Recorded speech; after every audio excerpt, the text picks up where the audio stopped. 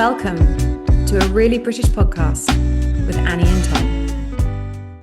Okay, let's get ourselves to the big day. And that's kind of like a term for your wedding day, right? Yeah. Like, oh, how was your big day? Would Yes. be like, how was your wedding day? It is huge. It is big. huge. Yeah. I didn't sleep a wink the night before. Did you not? It was just too massive. It's just this day that you've been thinking about for so long. Well, this is it. And lots of people have been thinking about it since they were kids. Yeah. Did you always... Envisage it. Yeah. Well, I suppose you can't help thinking about it. And, you know, it is for a bride with a big dress and there's an excitement about it, I guess. I remember we were staying at a hotel in London because we got married in London, and I opened up the window and I shouted out, "I'm getting married today!" And this guy was going past. I think he was like, I don't know, just like on his way to work, and he went, "Don't do it, love." No way. Yeah, it was so funny. It's so funny. But yeah, it is a big day. Yeah, that's quality. So we're going to talk about the sort of classic church wedding and that moment of walking down the aisle. That's a big moment, isn't it? And there are several big moments in a wedding, and I think for the bride to be walking down the aisle, or groom, of course. Yes, in same-sex marriage. Yeah. That's a moment. Yes. And so that traditionally the husband would be standing at the top of the aisle and he would have his back to the door so he wouldn't see his bride enter. Right. But then when she comes in, all the guests turn around. Yeah. And traditionally, if it is a church wedding, and sometimes even if it's in a civil setup, you would have the bride's side and the groom's side. Yeah. So when you arrive at the church, they would say, "You bride or groom?" And then you sit on one side of the church or the other side. Yeah. So the bride would be getting ready with her bridesmaids. That's their job, is to get her ready on the day, keep her calm, feed her lots of champagne. Yeah. And then traditionally she'd arrive at the church or the registry office in some kind of beautiful vehicle. So maybe a white Rolls Royce or a Bentley or a carriage, horse and carriage. That's how the royals do it. Or like a London cab as well. That's sometimes done here. Like a traditional one. And you'd put a white ribbon over the front. So it would go from like the wing mirrors to the front of the car. And that would be a sign. So anyone driving that day, and sometimes you see the car coming with the white, and you know that there's a bride inside, and that's quite exciting, and everyone will wave, and that's really nice. Yeah. And then the bridesmaids would be in there as well, and the flower girls. So bridesmaids are typically kind of like quite like older girls, and then the flower girls are the younger, like very little ones, and they're super cute, super sweet to see them walking down the aisle because they can barely walk, and they're kind of everyone's just sort of cooing at them like, oh and so they would, at the top of the aisle, the bridesmaids would have to lay out the dress and make sure that it's all looking kind of perfect, and then walk down the aisle towards the husband with your dad or, you know, a significant other. I've had mums walk down with their daughters. And that's lovely. We didn't talk about wedding dress shopping. I mean, so traditionally, again, it's a white dress. Of course, that changes depending on the situation, but our mum got married in black. She did. Yeah, she also got a spot. Very cool. The only spot she ever had in her life. Did we not hear about this? Yeah, it was on her wedding day. I know. God. I was like, Mum, I think when I was going through my sporty years, I was like, I'd have traded one spot on one day, even if it was my wedding day. Yeah, but so wedding dress shopping. How was it for you? What was that? Well, I actually didn't want to spend a lot of money on my wedding dress because I did know it was going to be for one day. So actually, mine came in massively under budget. It was very nice, classic. I was quite lucky that I got something that I loved. But people do spend thousands and thousands on it. My shoes were vintage. They were £22. I still remember, vintage Italian. So I just thought, you know, we didn't have vast amounts of money. I'd rather spend it on a honeymoon, something fun to do together. Yeah. There's music for when the bride walks down the aisle. Traditionally, it's Felix Mendelssohn's Wedding March. However, here comes the bride, dun, dun, dun, dun. Yep. But you unconventionally went for a different song. Yeah, and I think that's quite common now as well, is that people, like you said, you kind of tweak your wedding to reflect you guys as a couple. Yeah. And so, yes, I completely forgotten what we had. You know it. It's a Fionn Reagan song. We asked you to play it on guitar, didn't we? Yeah, Be Good or Be Gone. It's a Yeah. lovely like guitar part. You asked me to do it, and I was like, I can play it, but I would be terrified of making mistakes, and I just want to enjoy this moment. Yeah, that's fair enough. So you got someone else to play it. Yeah, no, that's totally fair enough. So it was kind of acoustic guitar thing. Yeah. Which was quite nice because we didn't have a religious wedding. We had it's interfaith minister, but someone who we were able to create a ceremony that reflected the two of us, which is really nice. Very nice. And that's quite common now. But yeah, so then the bride walks down, and the groom at the end will turn just as she comes to the top, and it's the first time he's seen her in her dress, and it's usually he's in tears. Dad's in tears, everyone's in tears because it's a beautiful moment. It's a beautiful moment. And usually the groom standing at the end would have his best man next to him. That's right. Yes. Yeah. And why would you have a best man? What do you think that's for? I don't know. I'm sure there's a reason to protect him or to hold his honour or something like that. Because it's usually only one. In a British wedding, you have one best man, but you might have multiple bridesmaids. Whereas I think in America, you have several of each, don't you? Yeah, but you do have groomsmen. So you have a best man and then you have groomsmen. Yes. To make the group of guys. Yeah. Yeah. The main thing for the best man to do is to hold the rings. Oh yes. Don't lose the rings, and then to make a speech later on. And that's an element of comedy in lots of wedding films, that the best man has lost the ring. Oh, that always happens. The vows. So the vows are a huge part of the church wedding. In Four Weddings and a Funeral, do you remember the vicar? He says to be your awfully wedded wife. Not lawfully wedded wife. Yes, that's famous. Changes it. Yeah, that's quite a humorous part.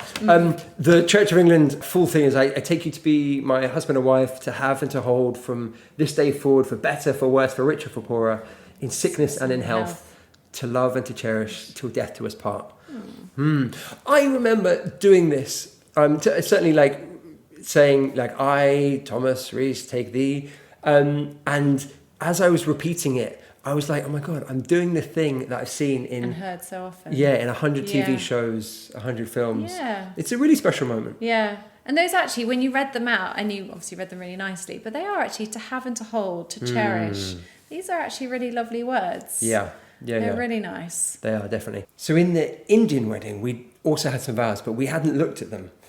We didn't know what they were. They were just kind of given to us. Oh, yeah. And they were maybe not necessarily aligned with our values. Okay. So we're reading them out, and I thought they would be just nice, normal things. And things like, Shana will provide a good, clean home.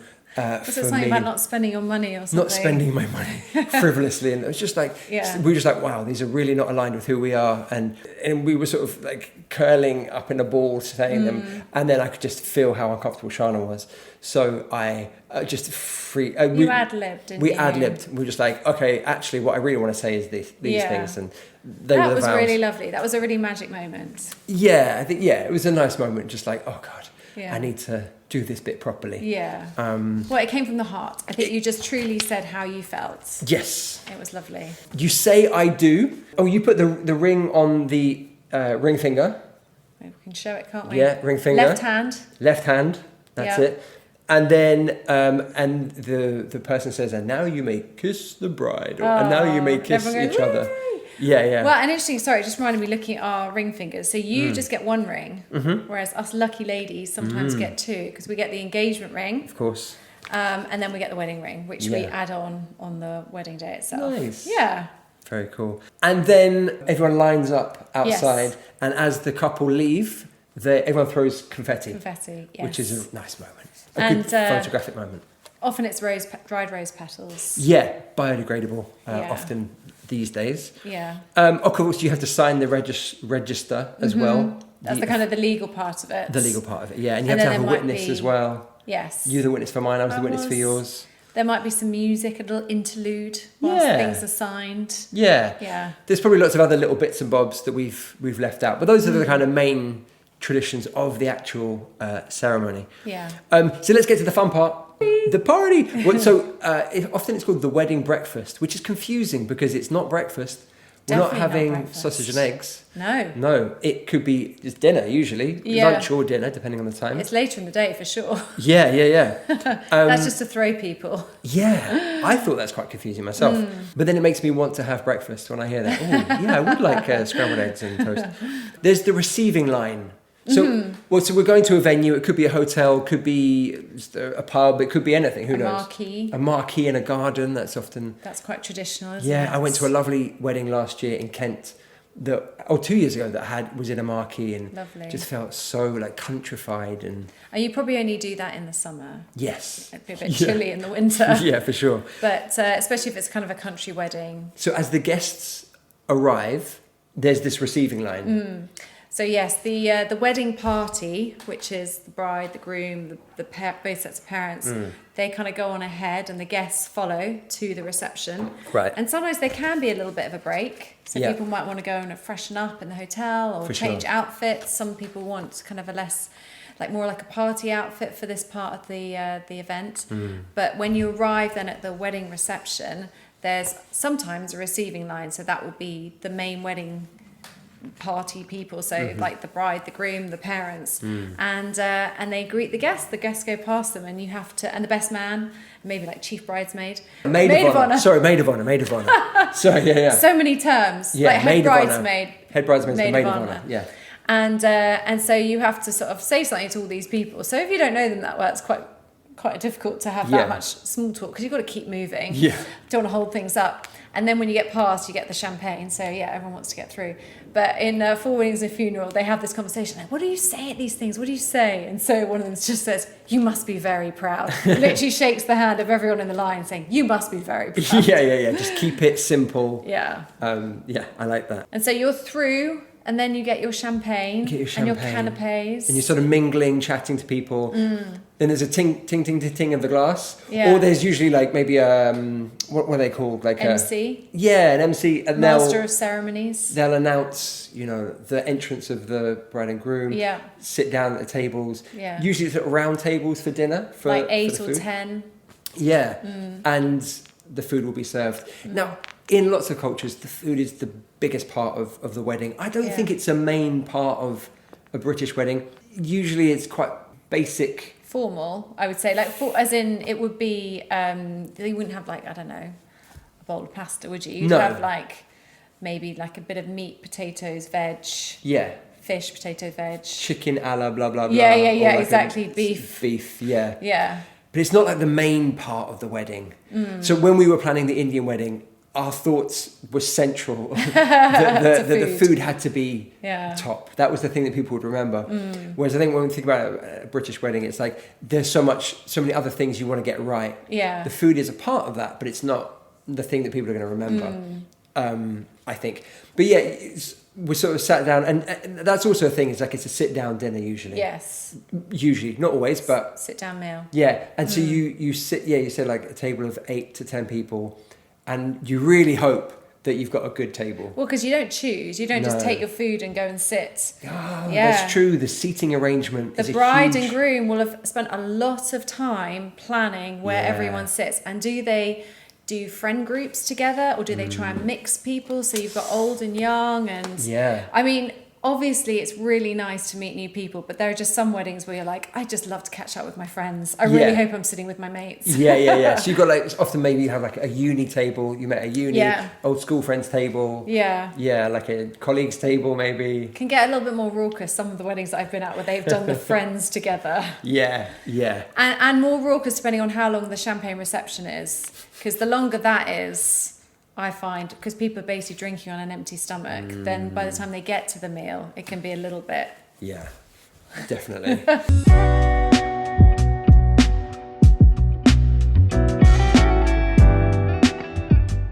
A huge part, I think, of British weddings are the speeches. Yes. The heart and soul. Yeah. So traditionally, there are 3 people that make the speech. There's the father of the bride, there's the groom, and then it finishes with the best man. Yeah.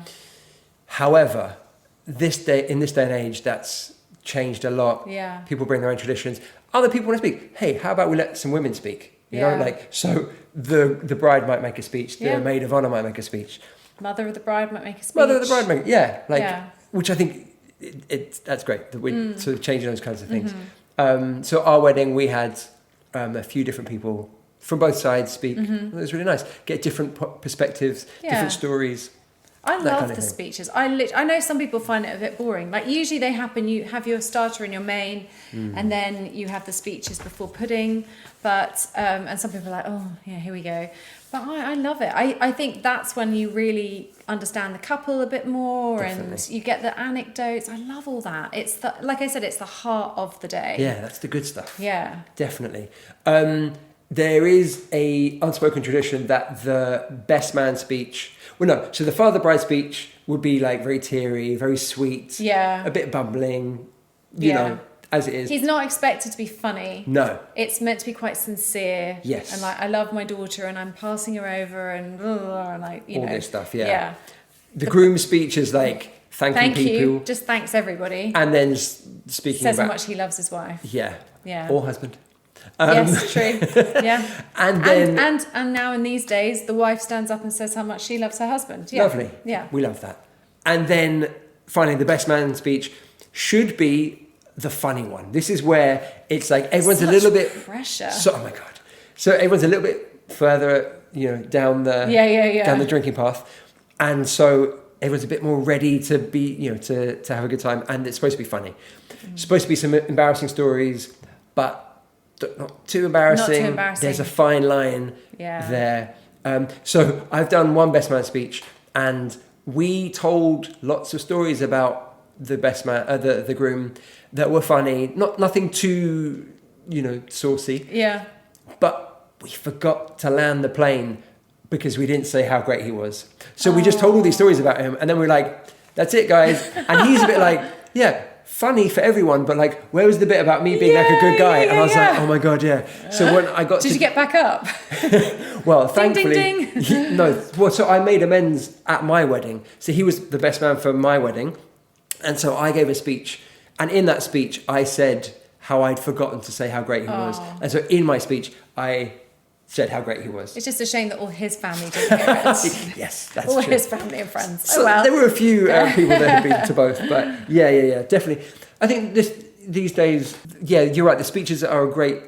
I just see them as a great opportunity to speak from the heart. You don't have that many opportunities where you have 100 people, 200 people, all there listening to you talk about how special someone is to you. Yeah. And that's a lovely moment. Yeah. I think I reframe public speaking as a privilege these days, where it's like, I get to do this. That's amazing. I get to say how wonderful, the groom is, my best friend is, or my wife, or whoever it might be. Yeah, that's a really beautiful reframe, because I think for a lot of people it is genuinely terrifying. Yeah. The thought of standing up in front of all those people and kind of performing. I think probably out of all of them, like we said, the best man has there is such a pressure to perform and be funny, whereas the other ones are maybe a little bit more, speech by numbers. Yeah, definitely.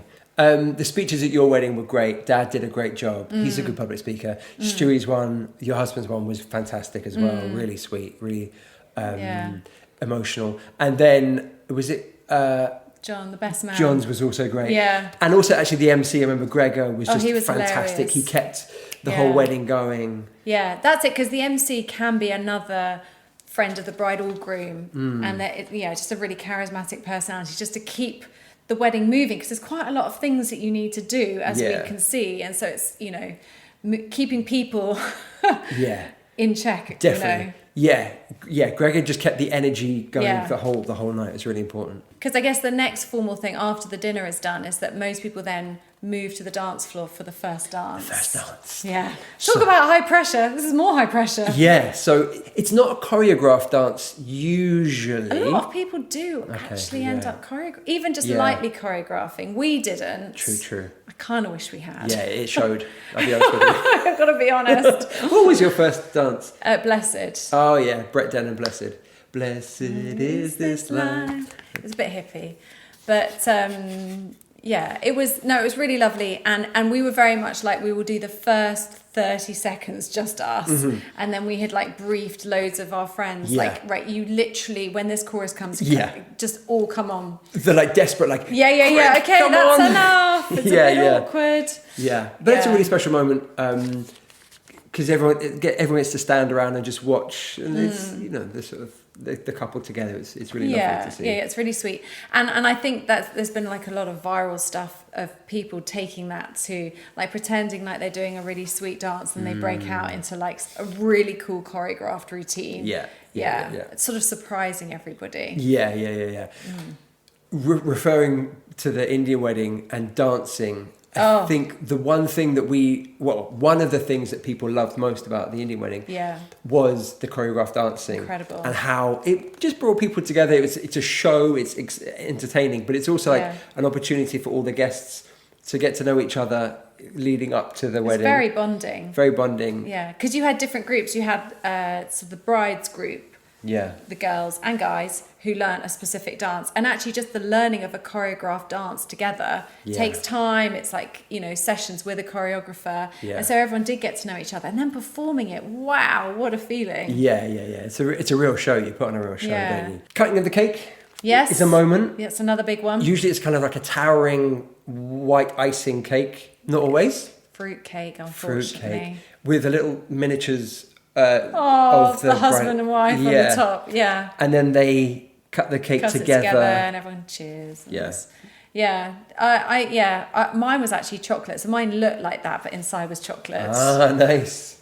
Because I am a child. And some people have layers of cheese. Oh, really? Yeah, I've had that before. Because they're just, big cheese fans, and that's their thing. Yeah. And then everyone's meant to have a slice of the cake. And then what you can do is save a tear for your child's christening. Oh my God. Yeah. Okay. So, because these fruitcakes last forever, especially when they're sealed in that icing. Oh wow. That icing's like, And so that's the idea, is that you eat one and then you save one, and we'll save two potentially. Oh, that's awesome. Yeah. I didn't know about that.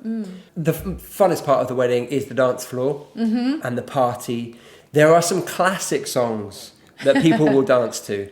And dance floor fillers. Ones that pop to mind. I mean, Sweet Caroline, the Neil Diamond song. Yeah. Da, da, da, da. Mr. Brightside. Yes, Killers. By the Killers. Dancing Queen, ABBA. Dancing Queen, ABBA. Don't Stop Me Now. Having such a good time. Yeah, great. Bohemian Rhapsody. Can't Take My Eyes Off You. Yeah, that's cute. Frankie Valli. A new one is Where the Hell Is My Husband? Oh, brilliant. Well, Is that the name of it? Where is my husband? Ray, Where's My Husband? Where's my husband? Yeah. Which is a funny one. That'd be a funny one at a wedding. Yeah. So, there's just these classic songs that just always appear. Like you say, floor fillers. You wouldn't do anything too outside the norm, would you? At a wedding, because you're trying to cater to multi-generations. So there's kind of this more safe options, I guess. Yeah, definitely. Yeah. And there's usually like a rogue auntie or uncle doing old dancing with the ties around the head kind of thing. It's all slightly unravelled. Yeah, as the night goes, it really unravels. Yeah. Then it goes on until the wee hours. Well, and we have this term called carriages. That's what they always put on the invite. Oh, yeah. Carriages at midnight. Which means basically that's when you have to go home. Go home, everyone. Yeah, and actually sometimes it's been a really long day, so midnight might sound early, but sometimes you can be in the wedding ceremony by 11. So you've done a lot of socialising, and everyone's got their heels off by then. Superstitions around weddings. There's a few of them. The idea that if it rains on your wedding day, that's good luck. Yes. I think that's just a reframing of a reality in the UK, which is that it rains a lot. Yeah, trying to make you feel better. Yeah, I think so. Not seeing the wedding dress before the day. Yeah. That's huge. A big thing, right? Yeah. The guy can't see the dress. Yeah, it's the idea of the big reveal, I think.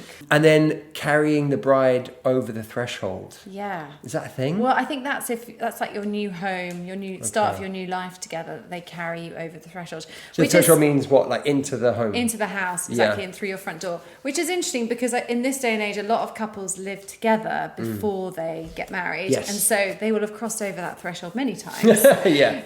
But I suppose it's for the old days. Yeah, definitely. Yeah. I don't know too much about the different weddings around the UK, how a Welsh one is different to a English one, a Northern Irish one. In Scotland, they do enjoy a ceilidh. And you also had a ceilidh because your husband is Scottish. So what is a ceilidh to people who... Well, ceilidh is traditional Scottish country dancing. So it's a lot of reeling.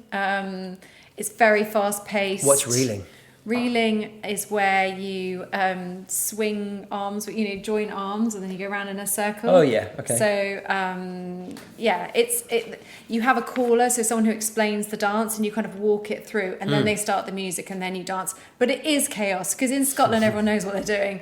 You bring that tradition down to an English wedding, which we did, and it was chaos. Yeah, but so fun, so fun. And if in any doubt, you just swing your partner, just grab arms and swing round. Oh, it's the best. Yeah. It's so fun. It's really life affirming. So that was nice. We just did an hour of that and then we went to a disco, which seemed like the right balance. Yeah, definitely. We also had kilts as well. Your husband was in a kilt. Yeah. I was in a kilt. You were in a kilt. You looked so cute. Yeah, it was really fun wearing a kilt. Mine was a non-clan tartan. Yeah. Although we do have Scottish heritage. Yeah. But I couldn't find the right tartan, so I went with a regular one. You look great with your shaved head. Yeah. Those are the days. But yeah, it was really fun. Lots of people were wearing kilts. Yeah. And you also had outside greeting guests. The piper, the bagpiper, which was Stu's uncle. Yes, yeah. Oh, that was great. Yeah, and you could hear when I arrived to the venue. I was quite far because of where the cars had to park. But I could hear the pipes and it was really magic. It was really lovely. That was really magical. Pipes in London. Yeah.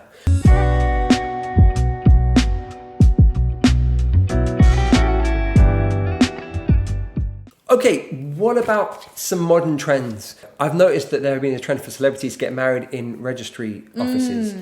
Or at least like have a wedding there, the official wedding there. And then have maybe a bigger one somewhere else. So Charlie XCX, the pop star, she got married at Hackney Town Hall, which is where I also got married. And which happened first? Technically, she did it first, but we had already booked it. Okay. So, I'm saying. And then Dua Lipa and Callum Turner got married in Marylebone Town Hall. Which is where we got married. Where you got married. We did our legal bit there. Yeah. That was great. And that's kind of like a new trend of like, let's just keep it simple, quite down to earth. Yeah. You do it there. It's really quite reasonably priced. And then you take your friends to the pub afterwards. Well, Dua Lipa, they then went on to Italy and did it. They had a massive wedding. In Venice. Or Naples. Naples. Sicily, wasn't it? Sicily also, yes. Palermo, yes. The thing with that is harping back to, I think it was Mick Jagger that got married at the town hall with Bianca Jagger. Is it Bianca? But anyway, it was this idea of this kind of 60s, we're just not going in like anti the big white wedding with the church. Let's just go down in our suit and get married at the town hall. Yeah. So, and it was a bit like our parents were like that. They kind of went the opposite way to the traditional. Right. And there was I remember thinking that was quite cool. They had like dinner in Soho afterwards and then that was it. Yeah. I remember for your one, we went to Marylebone Town Hall and then you had vouchers for a local restaurant. Typically you had special vouchers. Yeah. We had a really just really cheap meal. And it felt quite kind of cool. Like a Tuesday or something. Yeah, exactly. I think there is an embracing of that. Having said that, I do love the fact that we did it in front of our family and friends for the main event. Yeah, definitely. Yeah. Wow. And then the honeymoon. Oh my goodness. I forgot about the honeymoon. Surely the best bit. Well, tell us about your honeymoon. Any hiccups? Oh, yes. Massive hiccup. Almost didn't get on our flight. Yeah. That was a bit of a disaster. Yeah. Something to do with the credit card. It was a nightmare. Yeah. That would have been a real anticlimax because there's something about... So in theory, the husband and wife... bride and groom should leave the wedding venue before everybody else. It's like the departure and then they go off on honeymoon and that they say their goodbyes. My husband loved to say goodbye to everyone at our wedding. So it was took forever to get out. But you say your goodbyes and there's like the just married on the back of the car and there's like cans that are attached to the back of the car so it makes a noise as you leave and it is a big event and everyone waves you off and then you're meant to go away and just sit and relax and just remember all the amazing memories. And I remember that, sitting on a sunbed and just getting messages and just like reliving it just together, and it's the start of your married life. Yeah. You pour over all the photos, like the stories, exactly like the messages. Yeah. It takes a few days to come back to earth. I think so. Decompress. Yeah, definitely. Yeah. I mean, you guys took it to an extreme. We did. Well, no, our honeymoon itself was in and around India.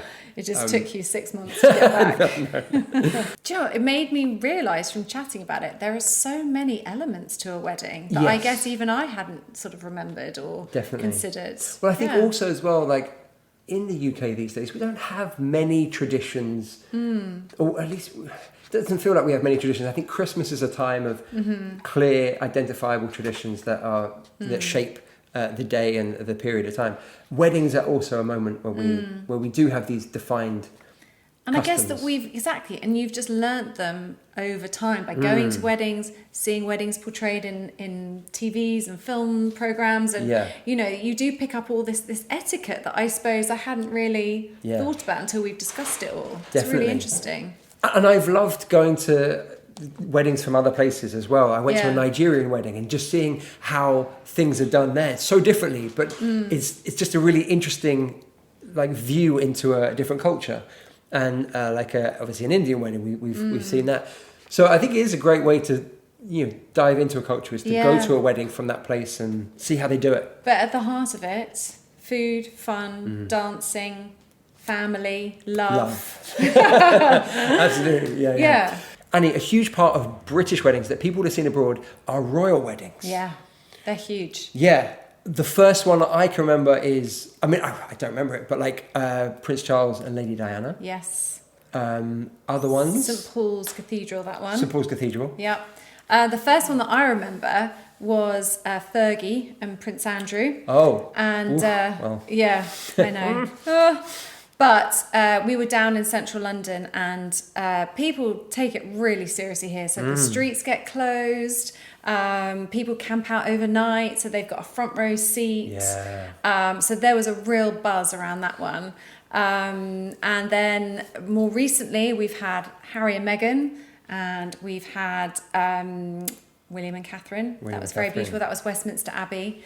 And all the pomp, all the pageantry, and those are very traditional weddings. Yeah.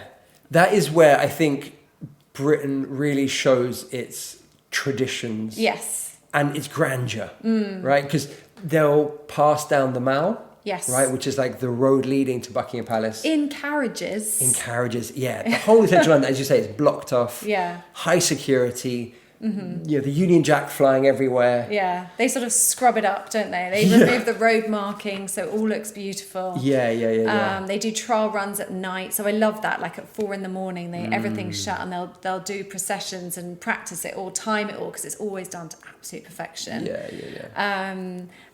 But it's still the same thing, because at the end of the day, it's two humans, coming together. So it's still the big reveal of Catherine's dress. That was when she stepped out of the carriage, that was really special. Yeah. And so many rumours around who's getting to design it, and it's usually a British designer because they want to showcase that. They still talk. I think it was the Emanuels that did Diana's dress, and they had to sort of sneak it out the back, and dummy dresses, and it was just madness, and they still are still famous for it because it was such a beautiful creation, Diana's one. Right, okay. Just the 80s dream. It was puff sleeves and this train that went on forever. And as she arrived in the carriage, they were so worried it was going to get creased, and then it looked really beautiful. When you say the train, what's the train? So her veil that then runs all the way down and then out on the floor behind her. That's held by the bridesmaids? It can be, or they'll just lay it out so that it sort of goes in a perfect procession behind her. Right. But yeah, that was a real princess dress. Right. And so I think a lot of people, of a certain age grow up seeing that, and then that's kind of what you want. It's our Disney princess version of our Disney princess, right? You see this royal wedding and you're like, that's what I want for myself. Yeah. So yeah, it's interesting, isn't it? How it does shape what people want from a wedding. Yeah, maybe set some seriously high expectations. Carriages and horses and I mean, we've had some funny celeb versions which have tried to kind of recreate the royal wedding. So the Beckhams, when they got married, Oh my God, they yeah. had thrones and Yes. I saw a funny one recently. Actually, it was Peter, Andre, and Jordan, and yeah. they arrived in carriages and stuff. So yeah, you definitely see sort of watered down elements of the royal wedding Yeah. in celeb culture, but. Yeah. There's nothing like an actual royal wedding. And we haven't got one on the cards for ages, have we? No, I guess not. No. In America, I guess their version of royal wedding would be Taylor Swift. Yes. And we didn't see any of that. Mrs. Chops. That wasn't, the royals, I guess it's like a display of, it's sort of expected to be a public display. It's not private actually for them. I mean, it's televised. There's cameras in the church or the abbey. And then they usually will process from the church, wherever it is, St Paul's for Charles and Diana, and Westminster Abbey for some of the other ones. And they go back down the mile, everyone's cheering, waving flags. And then they get to Buckingham Palace, and then there's a moment where they'll go up on the balcony and have their first kiss in front of the crowds, and everyone cheers. Oh, is that right? Oh, the first kiss is there. Yeah, well, I mean, maybe they kiss in the church, but... this is like a bit of a tradition. For everyone else to see. Yeah, there's endless footage and pictures of the royals having their first kiss on the Buckingham Palace balcony. Yeah. And it just surges, huge crowds and crowds of people there, celebrating with them. So it's a very public affair, whereas I think Taylor Swift haven't even seen a picture. No idea. No idea. Guys, we would love to hear your experiences, whether you've been to a British wedding and experienced some of the things that we've talked about here today. What were the main surprising things from a British wedding that you take away? We'd love you to share that with us. Also, if you have any questions for future episodes, please let us know. Just pop them in the comments below. We'll do a kind of Q&A episode at some point, I think. If you've got any questions about the UK, about British culture, language, whatever, just let us know. Let us know. This has been a long, rambling one. Clearly lots to cover. Do we quickly have any recommendations for TV, any films, any books you're reading? Well, maybe Four Weddings and a Funeral after that. Clearly Four Weddings and a Funeral. Yeah, it's a great film. I would say get past the fact that it looks really old, because it is really old. Yeah, it is. It's like 30 odd years old. Gosh, that's crazy, isn't it? It's such a brilliant film. I watched it fairly recently, and it's so funny. Hugh Grant is so adorable in it. Yeah. It's witty, it's fast, it's a great insight into a version of I was the going UK. to say it does cover a lot of the stuff that we've been just talking about. Yeah, definitely. Yeah. I'll give a little recommendation. There's an artist, a musician I've been listening to really recently called Olive Jones, who I just think is wonderful. She's somewhere between Norah Jones, not related, and Olivia Dean. Very soulful. Yeah, it's just perfect. She's from Dorset, I think, but she lives in London. Just released her debut album for Mary. Go check that out. Wow. Beautiful. Great. Absolutely beautiful. All right, guys. Thank you so much, Annie. Thank you. Yeah. Thanks so much. It's been lovely. We'll see you guys next week. Take care. Bye.